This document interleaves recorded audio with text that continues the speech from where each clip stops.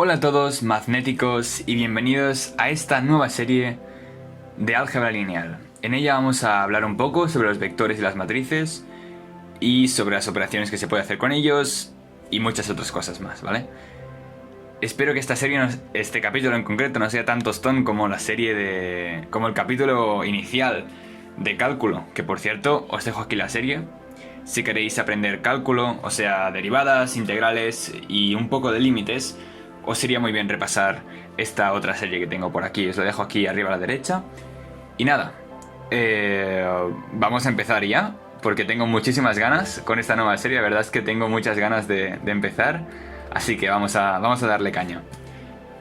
Empezaremos definiendo qué son las magnitudes. Eso que nos explicaron en primaria o en inicios de la ESO en física y que no tenemos ni la puñetera idea de qué son, ¿vale? Es importante explicar qué son las magnitudes y qué representan, porque a partir de esta idea se deriva la necesidad de escribir vectores, de usar vectores, porque los vectores de por sí os pueden parecer inútiles, ¿vale? A mí me parecerían inútiles si no me explicaran para qué sirven, porque ¿para qué poner más números o más variables a algo que no las necesita? Vamos a verlo.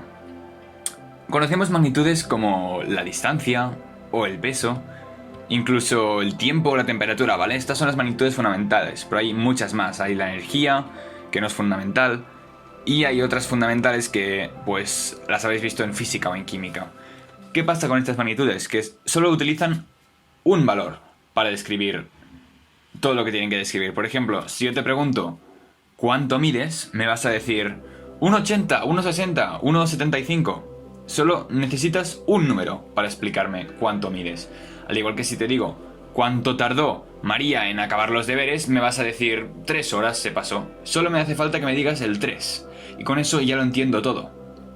Pero ¿qué pasa? ¿Qué sucede? Si yo te pregunto, hey, ¿hacia dónde puedo ir si quiero comprar, no lo sé, sangría sin alcohol, por ejemplo? Tú me dices 4. Yo te digo, ¿qué? Me dices 25 menos 3, 40 horas. ¿Cómo me describes la dirección que tengo que tomar para ir a algún sitio? O si yo te pregunto, hey, ¿cómo se está moviendo este coche? Tú no me puedes decir 20 km por hora.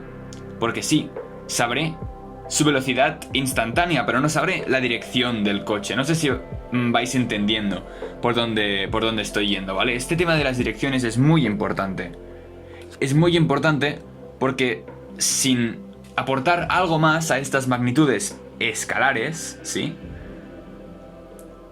no vamos a poder comprender muchos de los conceptos que suceden en el día a día de nuestra vida normal, ¿vale? Como por ejemplo, lo que os he dicho, una dirección o un sentido. ¿Hacia dónde voy? Pues tenemos que hablar de magnitudes no escalares, es decir, magnitudes vectoriales, ¿vale?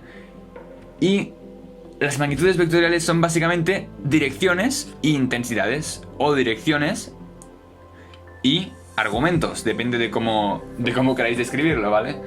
Y, por ejemplo, la velocidad sería una magnitud vectorial, pero también lo sería la fuerza de arrastre, o cualquier tipo de fuerza, la fuerza gravitatoria. Es un vector, ¿sí? El campo magnético también tiene una dirección y un sentido, una orientación, un valor, por eso es un vector. Porque no podemos decir hay 3 campos de campo magnético. ¿3 qué? ¿Hacia dónde va el campo? Es importante, ¿sí? Y la aceleración, como os he puesto aquí este meme, uno de mis favoritos, también es un vector porque tiene que tener intensidad y sentido, ¿vale? Sentido, dirección. Es importante que tenga estas propiedades, porque si no, no podríamos escribirla de forma correcta, de forma completa, ¿sí? Entonces, pasemos ahora a cómo se representan las magnitudes en los vectores, ¿sí? ¿Cómo podríais representarlas, ¿vale? Pues vamos a hablar de que 2 maneras se pueden definir los vectores. Al menos estas son las 2 que más se usan. Hay más maneras, ¿vale? Hay más maneras de las que hablaré al final del episodio, pero estas son las 2 que vais a usar principalmente en álgebra. La primera es la más común, ¿vale? La más común para aquellos vectores seguramente en física o incluso en matemáticas cuando habléis de números imaginarios, que también los trataremos luego, ¿vale? Y nos dan para definir este vector una magnitud, ¿vale? Una magnitud de forma escalar. Por ejemplo, podríamos decir 20 km por hora, o sea, 20 de velocidad, 20 de algo, y una dirección y sentido, que se nos daría con un ángulo, ¿vale? Obviamente. Pues podríamos decir, vamos a 40 hacia el suroeste. Eso ya sería un vector y ya nos definiría por completo la velocidad de un cuerpo, ¿vale? Otro modo de definir un vector es a partir de 2 puntos, ¿sí? Pero también nos hace falta una tercera cosa, que es el sentido. Es decir, vamos de A a B o de B a A. De cualquier forma, estos dos casos serían 2 ejemplos de vectores, ¿vale? Entonces, el primero, ¿vale? El vector U, como veis, los vectores se pueden indicar con una letra minúscula. Normalmente son U, V, W, ¿sí? Una Z incluso, una R podría ser, pero normalmente se trata de una U, una V y una W, ¿sí? Para que os vayáis acostumbrando al lenguaje matemático. Se marcan con una letra minúscula con una flecha arriba o con la letra minúscula en negrita, ¿sí? Y en este caso, el primer caso de vector, la primera manera de expresarlo se expresa con R, que es la magnitud escalar, con un subíndice donde está el ángulo, ¿vale? Y el segundo caso pues es bastante más sencillo, seguramente lo habréis hecho en geometría, y es un vector que va de A a B. Con la flecha podemos decir o entender que va de A a B, ¿vale? Los puntos siempre en mayúsculas son muy importantes también. Entonces pasemos a definir el siguiente punto, que son los sistemas de coordenadas, ¿vale? Primero de todo vamos a entender qué es un sistema de referencia y qué es una base, ¿sí? Y luego qué son los sistemas de coordenadas y por qué hacen falta. Entonces, si yo os digo que estoy a 3 metros, vosotros me diréis, ¿a 3 metros de qué? Sí, ya estoy llegando. ¿Llegando a dónde? Nos hace falta una referencia, un punto de referencia. Por ejemplo, decimos que la Tierra, que el catalán me sale sin quererlo, la Tierra orbita alrededor del Sol. El sistema solar está definido alrededor de un sistema de referencia que es el Sol, ¿sí? Aunque el Sol y el sistema solar entero se muevan alrededor de la galaxia, nosotros, si nos imaginamos que el Sol es el centro del sistema de referencia, podemos estudiarlo como si estuviera quieto, ¿vale? Lo mismo pasa, yo qué sé, con las autopistas. Las autopistas tienen un kilómetro cero y a partir de ese kilómetro cero se van poniendo hitos kilométricos cada 10, 5, 1 kilómetros. Y es simplemente eso, una referencia. Las referencias nos hacen falta siempre. En matemáticas siempre nos hacen falta las referencias, ¿vale? Entonces, a partir de las referencias se inventan sistemas de coordenadas. Y esas coordenadas se inventan a partir de las bases. ¿Quién inventó el sistema de coordenadas? Cartesiano, en este caso. Así es, el señor Descartes. Descartes fue un francés, un matemático francés, que descubrió muchas cosas por su cuenta, ¿vale? ¡Ey! No me gustan las albóndigas. Odio Sí, las tú. albóndigas. Este es un texto El que me mira con cara de tonto. mientras te vaya dando Suscríbete al canal si no te quieres Espero perder que ni te un haya solo gustado. vídeo. Seguimos con la clase. Descartes inventó o patentó, como queráis llamarlo, el sistema de coordenadas cartesiano. Sí, en este caso aquí tenemos uno de 3 dimensiones y básicamente se rige por la siguiente base, ¿vale? La base ortonormal. No vamos a meternos muchos en bases en este episodio, ¿vale? Porque es un poco todo definiciones muy pesadas, pero si queréis ya haré un episodio en sí que hable de bases ortonormales, bases ortogonales y otro tipo de bases, 1000 tipos de bases si queréis, ¿vale? Pero este episodio de momento nos quedamos tranquilos con nuestra base para coordenadas cartesianas, que es esta de aquí, una base ortonormal, y ya está, ¿vale? Como veis, las bases, ¿vale? Son un conjunto de vectores. En este caso, el vector ¿sí? El vector J y el vector K, o el vector X, el vector Y y el vector Z, ¿sí? Como tenemos 3 vectores, nos podemos desplazar en 3 dimensiones. Y cada punto en esta gráfica se podrá expresar con una suma o combinación lineal de estos 3 vectores que definen la base. Sí, esto ya lo tocaremos un poco más adelante cuando nos metamos bien en materia, pero este capítulo es más introductorio, como os he dicho. Y finalmente hablaremos del sistema de coordenadas más raro, chungo, pero que está genial para hacer operaciones con vectores. Y está muy bien, ¿vale? Porque se hacen muy rápido. Hacerlas con coordenadas cartesianas es un palo, ya lo veréis, ¿vale? Sobre todo cuando tengáis que calcular argumentos, cuando tengáis que calcular ángulos, es un palo. Pero con coordenadas polares es una gozada, ¿sí? Entonces, ¿qué son las coordenadas polares? Pues vais a ver aquí esta esfera rara, ¿vale? Que no habréis visto en vuestra vida y que seguramente no os pongan en bachillerato. Pero yo aquí os quería mostrar las 3 dimensiones de un sistema de coordenadas polares. Normalmente vais a verlas en 2 dimensiones. Y este tercer ángulo de aquí, ¿sí? Como veis aquí tenemos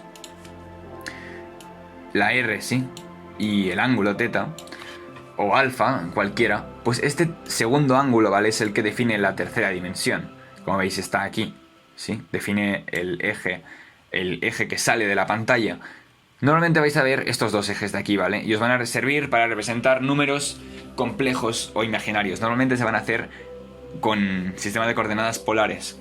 Y me preguntaréis, hey Mathematic, ¿por qué explicas primero álgebra y no números complejos? Nuestra profe primero nos explicó números complejos y luego vectores. Pues porque creo que eso no tiene ningún sentido. Con perdón, pero no tiene ningún sentido. ¿Cómo podéis entender lo que es un número complejo si antes no habéis hecho vectores? Cuando un número complejo es un vector, es una suma de 2 magnitudes.